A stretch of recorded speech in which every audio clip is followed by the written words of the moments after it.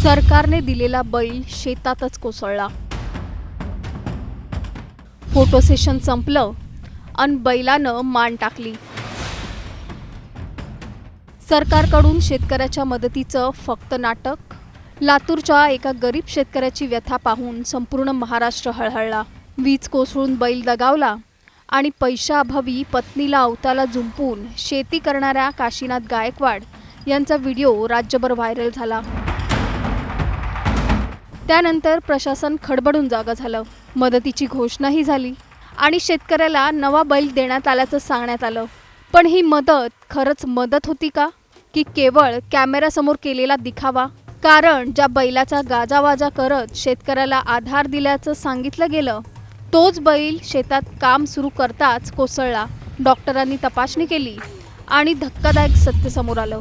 बैल आजारी होता। मग संकटात असलेल्या शेतकऱ्याच्या गळ्यात प्रशासनाने आजारी बैल का मारला? राज्य सरकारने मदतीच्या नावाखाली बळीराजाची थट्टा चालवली आहे का? पाहूयात या सविस्तर रिपोर्टमधून। त्यासाठी हा व्हिडिओ शेवटपर्यंत पहा आणि टाइम्स नाऊ मराठीला लाईक, फॉलो आणि सबस्क्राईब करा।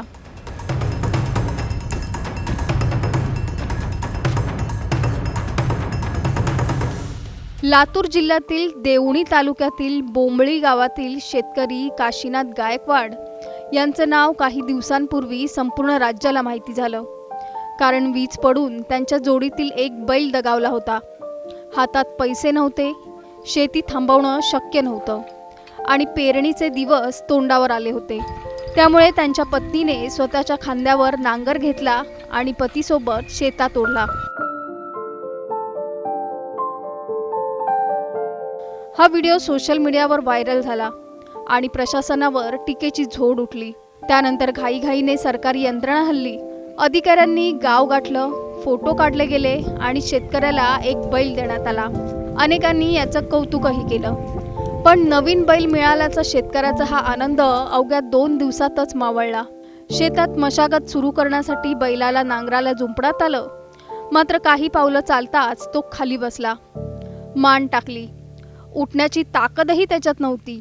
सुरुवातीला शेतकऱ्याला काही कळलं नाही, पण पशुवैद्यकीय अधिकाऱ्यांनी तपासणी केली आणि धक्कादायक वास्तव समोर आलं। हा बैल कुपोषित आणि आजारी असल्याचं स्पष्ट झालं। ज्या बैलाने शेतकऱ्याचं संकट कमी व्हायला हवं होतं त्याच बैलाच्या उपचाराची जबाबदारी आता त्या गरीब कुटुंबावर आली। मदत मिळण्याऐवजी नवं ओझं त्यांच्या डोक्यावर पडलं।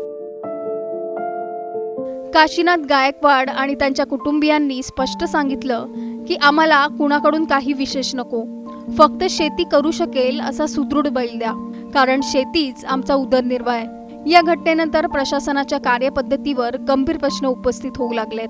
बैल देण्यापूर्वी त्याची वैद्यकीय तपासणी झाली होती का?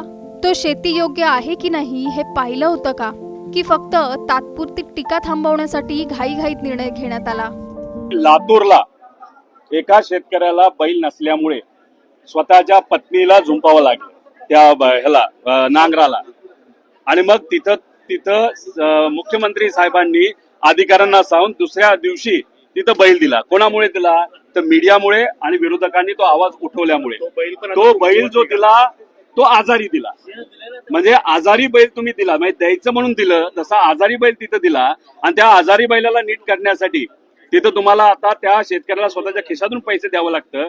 तशीच ही कर्जमाफी आजारी आहे, इथं लोकांच्या खिशातूनच पैसे द्यावे लागणार आहेत। देवणी परिसरात आता उघडपणे चर्चा सुरू आहे।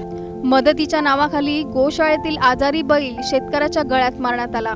संकटात सापडलेल्या बळीराजाला आधार देण्याऐवजी प्रशासनाने त्याची अडचण वाढवली अशी भावना ग्रामस्थ व्यक्त करतायत। या प्रकरणाची माहिती राज्य सरकारपर्यंत पोहोचताच मुख्यमंत्री देवेंद्र फडणवीस यांनी दखल घेतली। शेतकरी काशीनाथ गायकवाड यांना त्यांच्या पसंतीचा आणि पूर्णपणे सुदृढ बैल खरेदी करून देण्याचे आदेश जिल्हा प्रशासनाला देण्यात आले। त्यानंतर अतिरिक्त आर्थिक मदतीची घोषणाही करण्यात आली। आपल्या सगळ्यांनाच मन हेलावून टाकणारी होती। हा जो परिवार आहे हा भूमिहीन आहे। त्यांनी दुसऱ्याच्या शेतीमध्ये आपल्या बैलजोडीने बटईवर काम घेतलं होतं। त्यातला एक बैल मेल्यानंतर ती महिला त्या ठिकाणी झुंपलेली पाहून आपल्याला सर्वांनाच त्यात वाईट वाटलं। म्हणून तात्काळ आपण जिल्हाधिकाऱ्यांना सांगितलं, त्यांच्या मेलेल्या बैलाचं त्यांना कंपेन्सेशन दिलं आणि एक बैल देखील दिला. आज पुन्हा त्या ठिकाणी आमच्याकडे अशी बातमी आली की दिलेला बैल हा काही योग्य नाही. जिल्हाधिकाऱ्यांना आदेश दिले आहेत की शेतकऱ्यांना बाजारात नेऊन त्यांच्या पसंतीचा बैल त्यांना घेऊन द्यावा. पण प्रश्न अजूनही कायम आहे. कारण ऐन पेरणीच्या काळात शेतकरी शेती करण्याऐवजी सरकारी कार्यालयांच्या फेऱ्या मारताना दिसतोय. नवीन बैल कधी मिळणार, कुठून मिळणार याबाबत अजूनही स्पष्टता नाहीये. संकटात सापडलेल्या शेतकऱ्याला मदत देणं ही प्रशासनाची जबाबदारी आहे की फोटो काढून प्रसिद्धी मिळवणं? शेतकऱ्याला दिलेला बैल आजारी असल्याचं अधिकाऱ्यांच्या का लक्षात आलं नाही? बैल देण्यापूर्वी त्याची तपासणी झाली होती का? एका गरीब कुटुंबाच्या वेदनेवर फक्त दिखाऊ मलमपट्टी करण्यात आली का? तुम्हाला काय वाटतं? बळीराजाच्या जखमेवर मलम लावण्याऐवजी सरकारने त्याच्यावर मीठ चोळलंय का? तुमचं मत आम्हाला खाली कमेंट करून नक्की सांगा आणि चॅनलला सबस्क्राईब करा.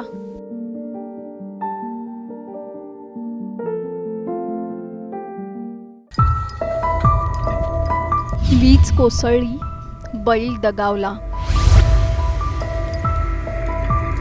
शेतकऱ्यानं पत्नीलाच नांगराला झुंपलं. पेरणीसाठी दाम्पत्याची जीवघेणी धडपड. लातूरच्या शेतकऱ्याची मन हेलावून टाकणारी कहाणी. देशाचं पोट भरणारा शेतकरी आज स्वतःच्या पोटासाठी आणि आपल्या शेतासाठी किती संघर्ष करतोय याचं काळीच पिळवटून टाकणारं चित्र लातूर जिल्ह्यातून समोर आलंय. एका क्षणात आकाशातून वीज कोसळली आणि शेतकऱ्याच्या संसाराचा आधार असलेला बैल दगावला. पेरणीचे दिवस डोक्यावर आलेत. पावसाच्या सरी कोसळायला लागल्यात. शेत तयार करायचंय, पण दुसरा बैल विकत घेण्यासाठी हातात पैसा नाहीये. मग काय करणार? या प्रश्नाचं उत्तर शोधताना एका शेतकऱ्यावर अशी वेळ आली की दुसऱ्या बैलाच्या जागी त्याने स्वतःच्या पत्नीलाच नांगराला जुंपलं. ही कुठल्या चित्रपटातली कथा नाहीये.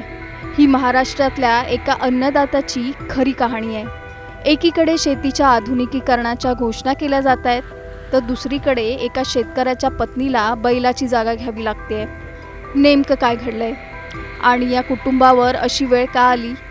पाहूयात या सविस्तर रिपोर्टमधून. त्यासाठी हा व्हिडिओ शेवटपर्यंत पहा आणि टाइम्स नाऊ मराठीला लाईक, फॉलो आणि सबस्क्राईब करा. लातूर जिल्ह्यातील देवणी तालुक्यातलं बोंबळी बुद्रुक हे छोटंसं गाव. याच गावात राहतात काशीनाथ पुंडलिक गायकवाड. सामान्य शेतकरी. कष्ट हाच ज्यांचा धर्म आणि शेती हाच उदरनिर्वाहाचा एकमेव आधार. काही दिवसांपूर्वी या परिसरात जोरदार वादळी पाऊस झाला आणि अचानक आकाशातून वीज कोसळली. या विजेच्या तडाख्यात काशीनाथ गायकवाड यांच्या 2 बैलांपैकी एक बैल जागीच दगावला. ज्यांच्या आधारावर शेती चालत होती तोच आधार एका क्षणात हिरावला गेला. आधीच आर्थिक अडचणी, त्यात पेरणीचा हंगाम तोंडावर. शेत तयार करायचं, जमीन नांगरायची, पण त्यासाठी लागणारा दुसरा बैल नियतीनं हिरावून नेला. नवीन बैल खरेदी करण्यासाठी हजारो रुपयांची गरज होती, पण काशीनाथ गायकवाड यांच्याकडे तेवढे पैसे नव्हते. दिवस पुढे जात होते. पेरणीची वेळ जवळ येत होती आणि अखेर या दाम्पत्याने एक कठोर निर्णय घेतला. नांगराला एका बाजूला बैल आणि दुसऱ्या बाजूला स्वतः काशीनाथ गायकवाड यांची पत्नी. शेतीची मशागत थांबू नये म्हणून पत्नीलाच नांगराला जुंपलं. खांद्यावर नांगराची एक बाजू उचलून धरली. ज्या खांद्यांवर संसाराची जबाबदारी आहे, ज्या हातांनी घर सांभाळलं, त्याच हातांना आज बैलाची जागा घ्यावी लागली. हे दृश्य पाहणाऱ्यांच्या डोळ्यात पाणी आणणारं होतं. रस्त्याने जाणाऱ्या एका व्यक्तीने हा संपूर्ण प्रकार मोबाईलमध्ये कैद केलाय आणि काही क्षणातच हा व्हिडिओ सोशल मीडियावर व्हायरल झाला. शुक्रवारी कालच्या शुक्रवारी पडली तर आम्ही आहोत झोपला होता. कसं करा या गोष्टीचं? आमचा मी वडिलांना का दोघं बैल एक म्या धरले का. आता हेच करता का केलं लोकांची शेत पोरं पोरं बी का हेच आमच्या मागे मागे राहतात नाही का. आता का करणाऱ्यात का नाही. आता देव जाणं माय आमचा मी का कोणी आलते का बघायला? आलते सगळे बघायला. कोण कोण? साहेब आलते सगळे. बरं पण आम्हाला लय येऊ लागले का. पाय गळाल्यात, हात पाय गळाल्यात, लटलट कापला लावा मी. हा हा हा कसं करावं का नाही आता ह्या गोष्टीचं काहीच इलाज नाही का. बरं, आमचा मी का झोपला गा हे आहोत काठी. हा व्हिडिओ पाहिल्यानंतर अनेकांनी हळहळ व्यक्त केली आहे. राष्ट्रवादी शरद पवार गटाचे आमदार रोहित पवार यांनी सुद्धा त्यांच्या सोशल मीडिया अकाउंटवर हा व्हिडिओ शेअर केलाय आणि या कुटुंबाला तातडीने मदत करण्याची मागणी केली आहे. लातूरच्या शेतकऱ्याचं हे एक फक्त उदाहरण आहे, पण आज अनेक शेतकरी नैसर्गिक आपत्ती, कर्जबाजारीपणा आणि साधनांच्या अभावाशी झुंज देत आहेत आणि जेव्हा संकट येतं तेव्हा त्यांच्याकडे पर्याय उरत नाही. देशाला अन्न देणाऱ्या शेतकऱ्याची ही अवस्था पाहून अनेक प्रश्न निर्माण होतात. ज्याच्या कष्टावर संपूर्ण देशाचं पोट भरतं त्याला संकटाच्या वेळी आधार का मिळत नाही? वीज कोसळून बैल दगावला, पण या कुटुंबाच्या आयुष्यावर कोसळलेलं संकट कोण दूर करणार? प्रशासन, लोकप्रतिनिधी आणि शासन या कुटुंबाच्या मदतीसाठी पुढे येणार का? की हा शेतकरी आणि त्याची पत्नी पुन्हा एकदा संघर्षाचं ओझं स्वतःच वाहणार? आणि सर्वात महत्त्वाचा प्रश्न, अन्नदात्याला बैलाऐवजी पत्नीला नांगराला झुंपावं लागत असेल तर आपण खरोखरच प्रगत शेतीकडे वाटचाल करतोय का? तुमचं मत आम्हाला खाली कमेंटमध्ये नक्की सांगा आणि चॅनलला सबस्क्राईब करा.